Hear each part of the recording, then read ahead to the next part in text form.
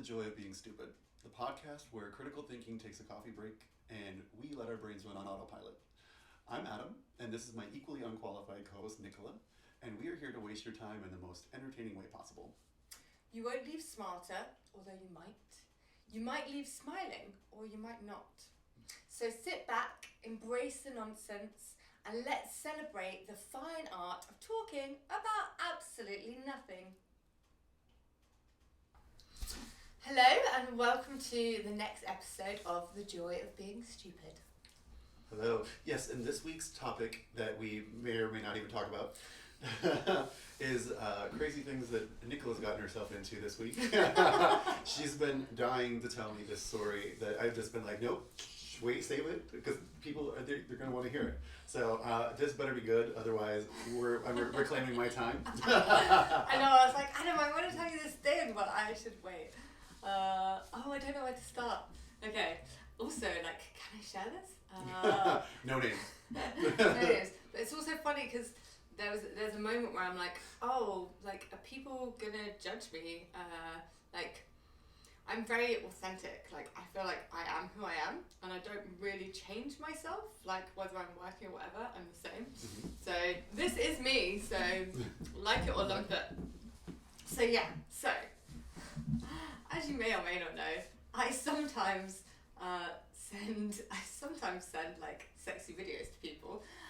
Unsolicited or solicited? Solicited. Okay. Solicited, as people occasionally do. Mm-hmm. In my lifetime, you know, I have sent sexy videos. And recently, I sent a sexy video to.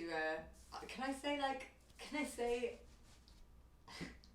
I was gonna whisper. Can I say it? We decided she couldn't say it, so we're just going to talk over this portion for a few seconds and see how it goes. I sent him a video, which I would say is, like, there was no, like, sex stuff in it. It was basically just, like, I dropped a towel. Ooh. And then, actually, it was first thing in the morning, I was going to go to work. And so I was just rolling on my bed stretching, basically. But it's kind of arty, because there were, like, these tulips that had just cut into frame a bit. And the colour of the tulips and my towel. Anyway, he said, this is like the most sexiest video I've ever seen. Which I was like, really? But also I was like, nice. Thank you. But, do you know what then happened? Basically, he bought a flight to come and see me next week. Oh, wow. That must have been a really sexy video. So I wanted to tell you because I was like, I sent this video that I didn't even think was like really like anything. Mm-hmm. And now I have a boy travelling halfway across the world to come and see me. He wants to see it in person. You better drop that towel. Can I talk about this stuff on here? Is that okay? Yeah, I mean, that's kind of like you're talking about actually having sex. I don't know. I think that'd be fine too. But. Maybe the people at yoga, I won't tell them this is my podcast. Yeah. Although, you know. Who knows? They can't judge. But this is what I say to people that I meet, like maybe not a stranger, but yeah, I like these are parts of me and parts of my stories. Mm. But it's just something that I'm really excited about because he's flying to see me next week, which is really exciting. But then my dilemma comes in this. I'm like, is that me using, I don't know, like, is there like, I mean, I kind of like it as like, kind of like power play and like, you know, I want to say like manipulation, but like in a good way, not a bad way. Right. And like that's me using my power as being a woman, right? In a positive way. I suppose those things can be used in negative ways. But then I'm also in this thing recently where I have been aware of like, there's a new thing that, so another big vulnerable share, is that I've always had sex with people on the first date, and that's really big vulnerable share. And only recently I went on a date and I didn't have sex with someone, but this is a big thing because what I've realised recently also is I've just been letting people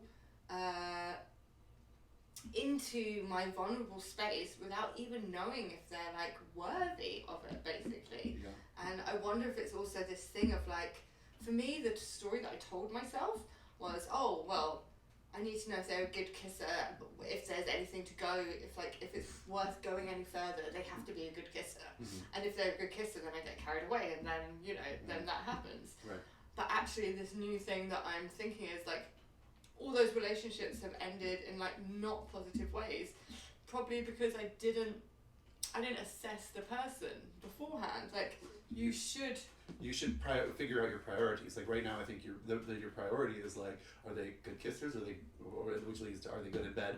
Whereas like if you didn't do that, your priorities would be like, what kind of person are they? You know? Yeah, and like, why is like sex like so high up there? Like, sex is something like, it's important, right? Yeah. But I also think that you learn, like, the first time you have sex to like the 20th time you have sex, like sex gets better on the 20th time, right?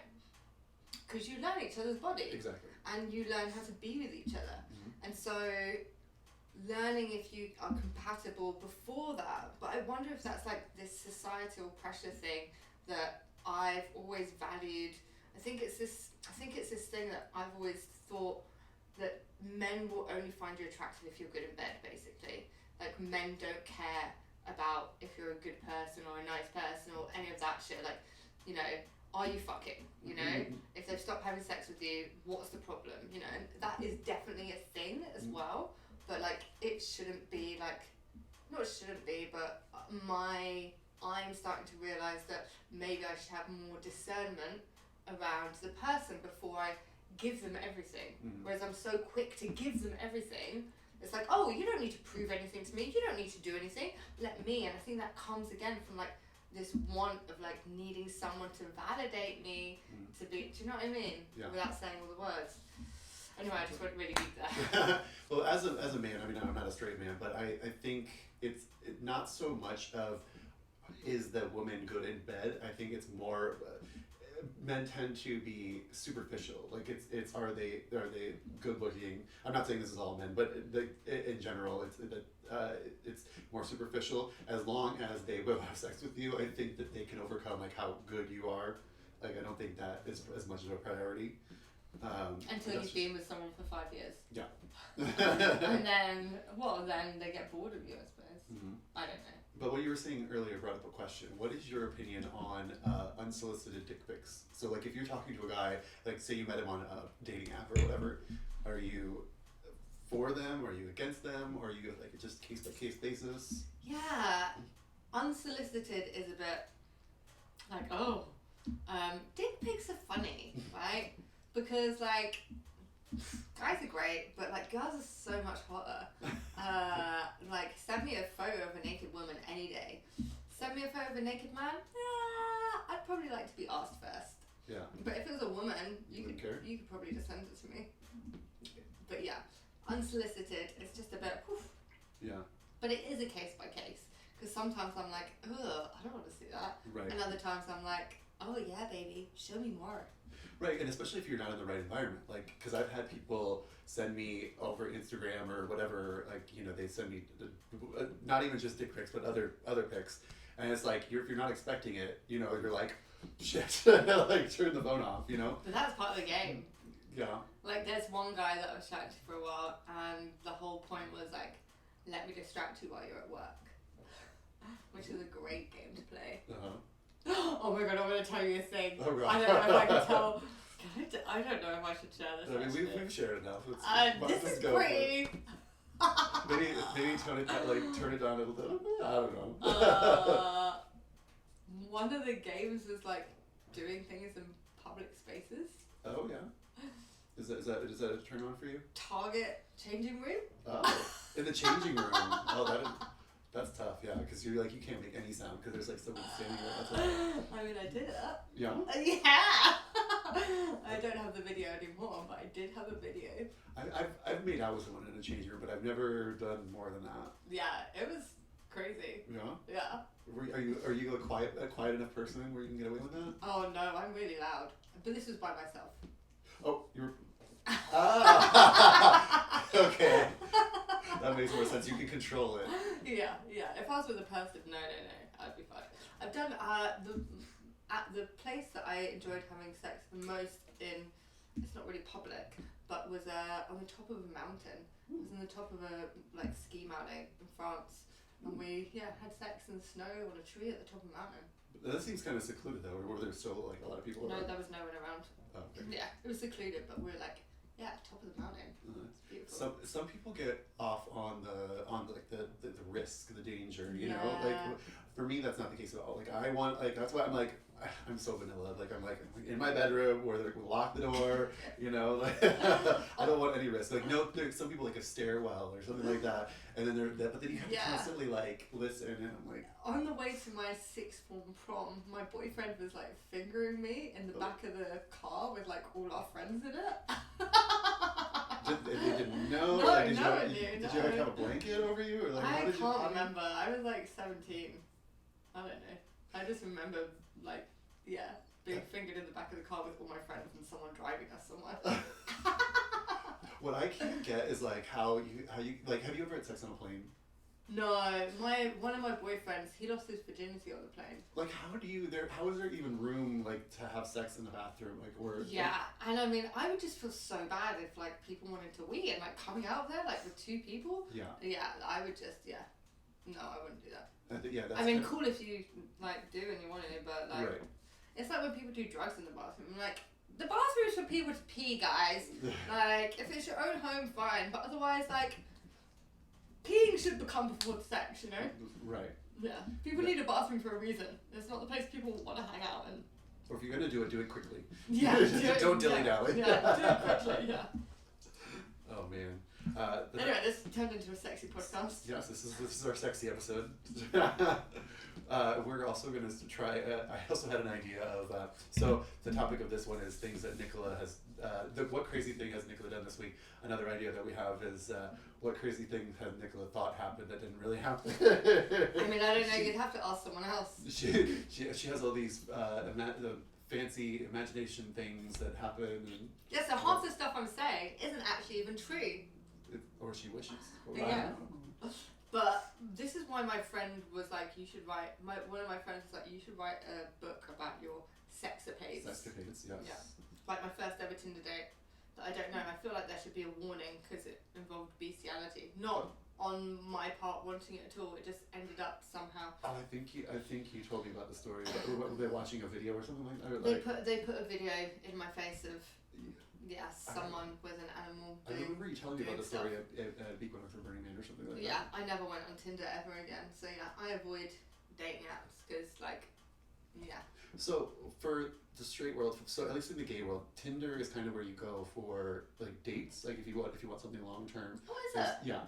Tinder's like the fucking one in the straight world. Really? I think, yeah. And then so obviously there's Grindr. There's a couple other ones like Sniffies or whatever, which is like Sniffies. That's like pure sex. That's just like you can literally just show a picture of your dick and it's like on a map. No so it's way. Like, I'm just gonna go right here to this dick. It's amazing. We're really efficient. And do you see a dick and you're like, oh, that dick looks like my kind of dick, and you're like, I'll go there, or no, do you just base it on what's closest? I mean, I'm kind of. I can't say I'm a prude. I've done my fair share, but I can't see an image of a dick and be like, I want that dick. I'm gonna go over there. You know, at least on Grindr, it's kind of like. It is very sexual, but at least you can still talk and stuff like that. There's very little talking. As well. I mean, I don't even have Sniffies, but I guess they actually didn't even have an app for a while. Like it was like a web-based thing because they wouldn't allow them on like iTunes or the Apple Store or whatever. So it's kind of because it was like that sketchy. But so I myself can't. But I don't want to yuck anyone's yum. If that's what you want to do, like go for it. I love that phrase. I don't want to yuck anyone's yum. Yeah. That's great. I love it. Such a good phrase. But I like we're very sex positive. But for me, I don't just want to see a picture of a dick and like go to that dick. When I was like entering this world of sexual freedom, like and experimenting, people would say like, "What's your boundaries?" And I would give what I thought my boundaries were, which were actually like kind of what's the word? I don't know, but basically other people would then give me their boundaries and I'd be like, oh, I didn't even know that I had to say that. Like someone said like blood play and I was like, wait, no, I'm not into that either. I didn't realise that I had to say that I wasn't. Yeah. And it's funny when you talk about boundaries because you're like, oh, well, my boundary is like this point, let's say like 5 meters in front of me. I didn't know that there's a boundary of like 10 foot in front of me. Mm-hmm. And so I would presume as you delve more into that world, your boundaries like become broaden. So then the things that you say, but how are you supposed to say your boundaries when you didn't even know that there was a 50-foot boundary around you? That's true, but I think that it's more of the responsibility of the people that are knowledgeable to make sure that if you like that, because you can't just say, "Oh, I'm into this," and then like assume they can't assume that you're like automatically just because you didn't say that you're not into that. Like because you could be ignorant about like whatever that world is, like blood play. I'm like, it's just like the sound of that like sounds really scary, but someone could be like, "No, it's fine. It's really innocent or blah." Yeah. It's not what I'm like. We're just gonna pretend to be vampires and exactly. fake blood around, you know. Right. Like, and I love how I love the term water sports because it's. Oh so yeah, I didn't even know that one. Yeah. That was a new one, and I was like, wait, what? I didn't know. Yeah. Yeah, because you could be talking about something and you're so totally innocent, like water sports, and then to another person, it could be a totally different thing. Yeah. And I love that. It's funny. I suppose it makes it like you can talk about it easily. Water sports, but then if you have the know, you know that there's another layer to the water sports. Mm-hmm.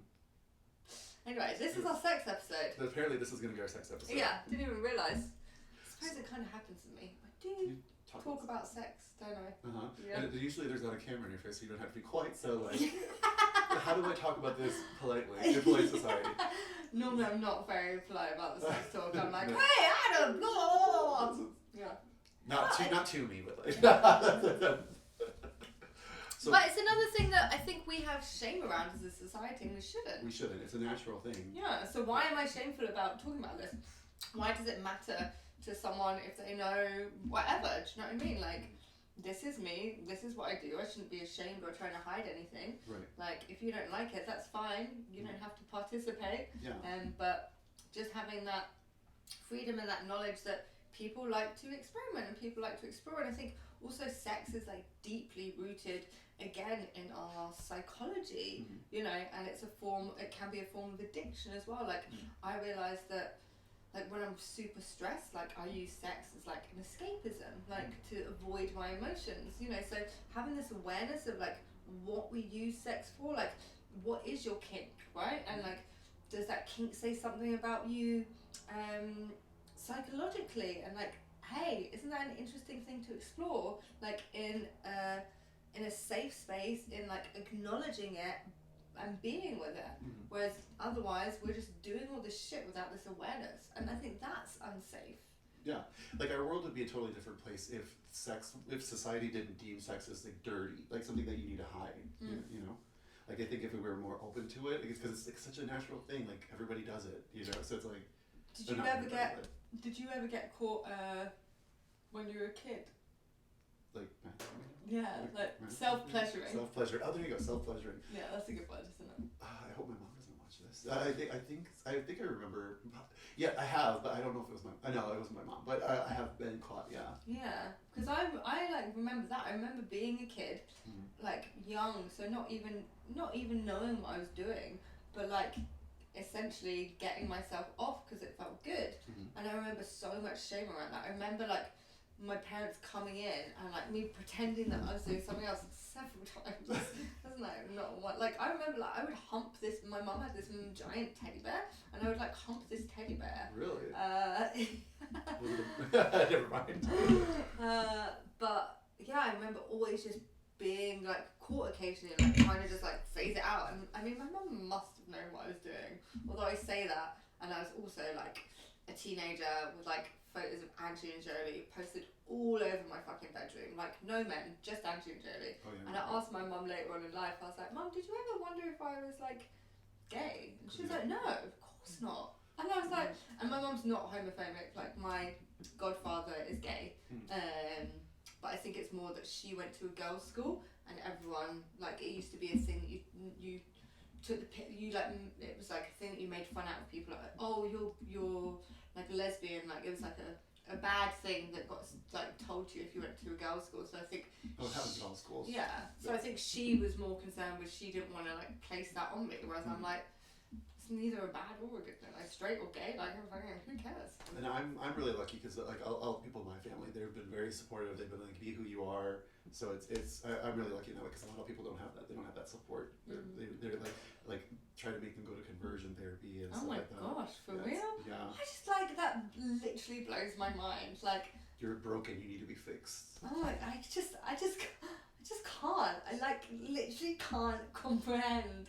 Like, I just can't comprehend it. Like, it's not. I just can't comprehend it. Yeah, well, because if you think about how like they deem it as like unnatural, so like you did this desire is like, I don't know, evil or whatever, and so like we need to get this desire out of you, and so somehow that's like therapy can fix that, but it's not. Dude, that desire's just gonna get more and more, and the more you push it away. No, yeah. There's a certain element of me. Maybe it's because I'm bi.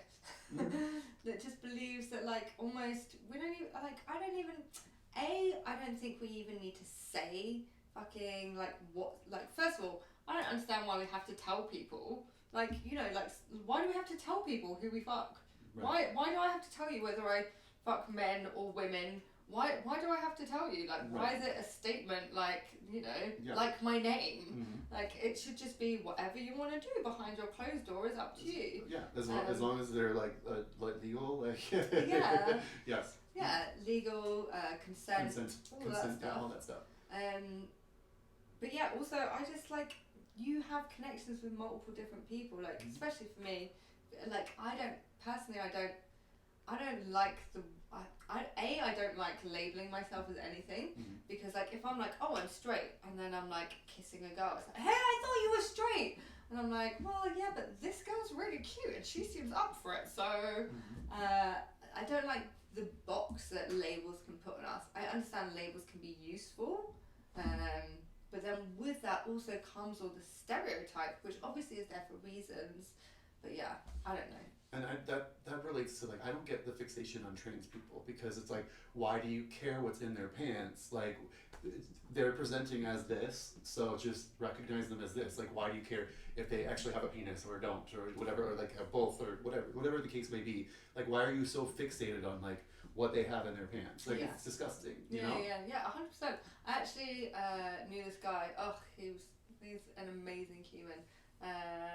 That I was seeing for a really little bit in uni, but he came out of his long-term relationship because he thought he was gay, and he was dating a woman, and then flash forward like years later, and he's like, oh, I spoke to him, and he's like, oh, I realised it's like I fancy women, but I like dick, so he likes trans people basically, and like.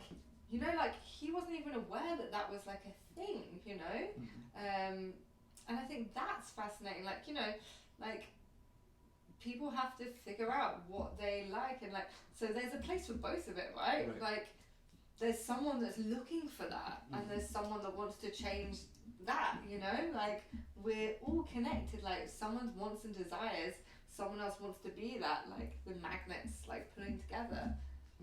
Yeah, there's somebody for everybody. Like there's a type. Way better way of saying it, yeah. Yeah, so that's why you shouldn't feel ashamed of anything. Like, there's someone that's going to be attracted to that in particular thing. But that just relates back to that shame of like your body or your like who you are. Like, where does that shame come from? I was learning a thing recently. I wish all these things I was learning I'd actually be able to like say them. But apparently I'm not very good with words. But there's like, which is why we have a podcast. Which is why we have a podcast to listen to us figure out what the fuck we're trying to say. I tell you what, if someone else could make a podcast like with the stuff that we say, but like better. Better. Can you take what we say and make it good? That'd be great. That was my phrase at Burning Man. Do you remember? Just be better. Just be better. Oh, that's the also isn't it like Melania's? I came up with it first. Fuck whoever. Hers is be best or something like that. No, mine's just be better. Like, tell me your shit. Yeah, fine. Just be better. Be better. Yeah. I get it. You're late. You're tired. Whatever. Just be better. Mm-hmm. I don't give a shit about all the rest of the stuff. Just be better. Right. That should be ours. Just be better. So what was I saying? Oh, about the stigma or the where does the shame come from? Shame, yeah. So there's a thing that I learned about emotions. So it's something like, this is not exact, but like you have guilt, then you have shame, underneath shame is anger, underneath anger, or like depression. I've been reading a few books recently that says depression is like suppressed anger. Oh, that makes sense.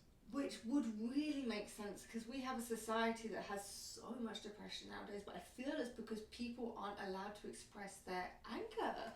And like, so for example, like someone I know, like, you know, like maybe they were abandoned by their parents when they were a child, and then, you know, someone else looked after them and stuff like that, like, and they're, you know, they have like deep depression, but I think it's like this suppressed anger of like, you know, you got left by your parents and you're not even aware of that to some extent. You can't even access that to some extent, but that energy is stored in your body, and we don't teach people the capabilities to being able to access points in our body that store stuff. Like, we don't have to go to stories, you know. To me, it seems like it's the opposite. We are angry because we can't present our depression. Like, so the I can't talk. You caught my disease. I know I did. The stored depression that you can't release. You know, it comes out in the form of anger because you can't release that. To me, that's the way that I see it. Yeah, I feel like they're basically the same thing then, because what we're both talking about is not being able to express anger. Right? Is that what you said? Well, no. So to me, people. That's why I think we have so much anger in the country, is because we can't express our sadness or depression or whatever. That's the way that I see it. I view it. What do you view as anger? Anger is like, is, you know, after you're holding down so much, like, you know how if you sweep things under the rug, like all this depression or, you know, these emotional things or whatever that you can't like say because you have to be a man or whatever. You know, they eventually will burst and it comes out in anger. I think anger is a really positive emotion. I think there's something like 5 core emotions. I wish I remembered what they were. Anger.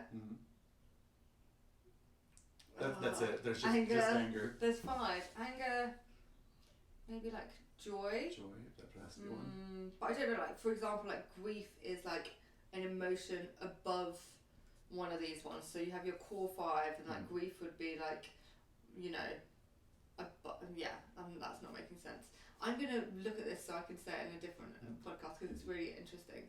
But yeah, I think what we're basically saying is I think this actually comes into school systems. We're not taught how to feel our feelings because I'm quite a passionate person, and in my past that has come out as me being very angry, you know, and I've learned that that's not safe for me to express that, so I've stopped expressing anger.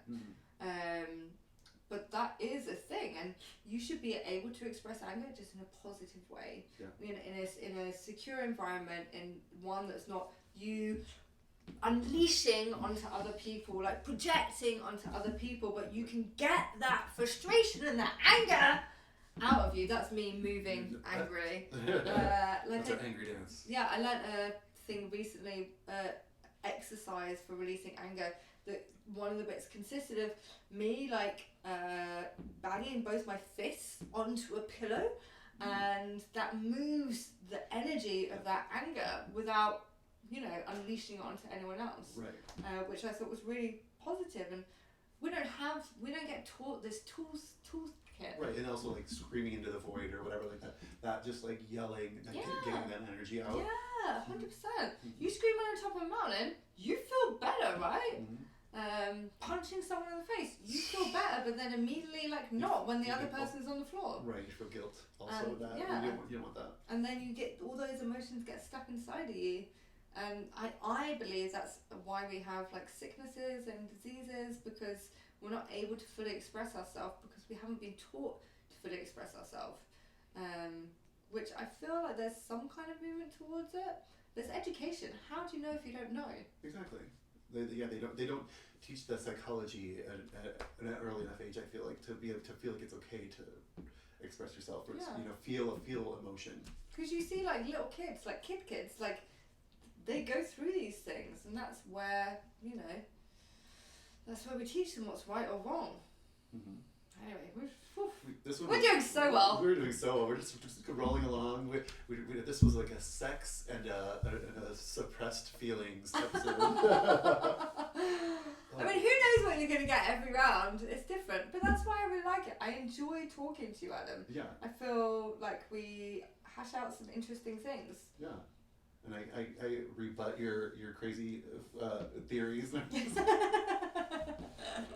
And who knows? Maybe some people find this useful. Maybe it takes some people to like research something. Maybe some people think we're complete wackos, but you know. And I love your spiritual take on things. You know, because we could talk about something and you'll have a breathwork analogy for it, or like some sort of spiritual reasoning behind it. So I think that's great. So I think hopefully you guys enjoy that too. So, Bye. all right, bye. Thanks for tuning in.